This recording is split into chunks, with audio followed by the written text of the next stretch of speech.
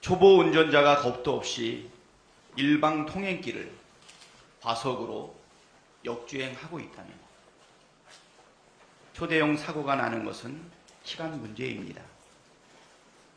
윤석열 대통령이 작년에는 비행기만 타면 사고를 치더니 올해는 마음을 고쳐먹었습니다.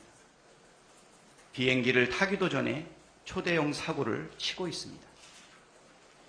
한일 정상회담을 앞두고 일본 언론과의 인터뷰에서 강제징용 제3자 변제를 자랑스러운 듯 꺼내놓더니 한미 정상회담을 앞두고 외신과의 인터뷰에서 우크라이나 전쟁의 군사 개입을 시사하는 발언을 했습니다.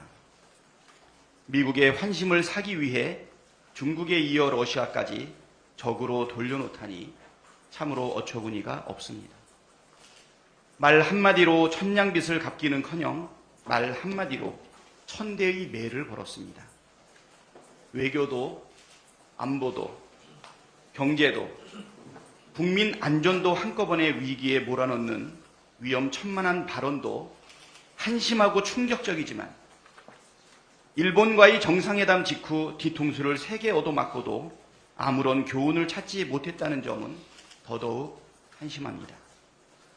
냉정한 외교 무대에서 선의에만 깃댄 순진한 외교가 통할 리 없고 저간이면 친구라는 이분법으로는 아무런 국익을 챙길 수도 없습니다. 윤석열 대통령은 군사지원 시사 발언을 즉각 철회하기 바랍니다. 윤석열 대통령은 미국의 환심을 사기 위해 이웃들과 척을 지고 집안 살림 풍비박산 낼 것이 아니라 주권국가의 수반답게 불법 도청에 항의하고 사과를 끌어내야 합니다.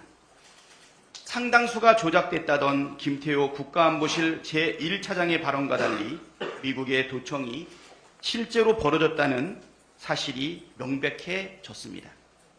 그럼에도 김태호 차장을 위시한 대통령실은 미국에 항의하고 책임을 묻기는커녕 미국의 환심을 사기 위해 더욱 안간힘을 쓰고 있습니다. 한미 정상회담에서 불법 도청 의혹을 의제로 다룰 생각이 없다고 일축하고 심지어 독도 영유권을 주장하고 있는 일본과의 정보 동맹 가능성을 언급했습니다. 우크라이나 전쟁 군사 지원을 시사한 윤석열 대통령의 발언은 그 연장선상에 있다고 해석할 수밖에 없습니다. 심각하게 편향된 일련의 외교 실책 때문에 윤석열 대통령을 글로벌 호구 취급받게 되었습니다. 고장난 내비게이션이 엉뚱한 낭토로지로 길 안내를 하는데 아무 생각 없이 따라가다가는 추락을 면하기 어렵습니다. 윤석열 대통령이 해야 할 결단은 대법원 판결을 정면 부정하는 강제징용 제3자 변제가 아니라 김태호 차장과 헤어질 결심을 하는 것입니다. 김태호 차장이 계속 외교안보의 키를 잡고 있는 한 우리나라는 계속해서 글로벌 호구 취급을 받게 될 것이 불보듯 뻔하고 그 후과는 상상을 초월하는 수준이 될 수밖에 없습니다. 국민에게 거짓말을 하고 대통령에게도 도움이 안 되며 나라를 위태롭게 하는 김태호 차장을 즉시 경질하십시오.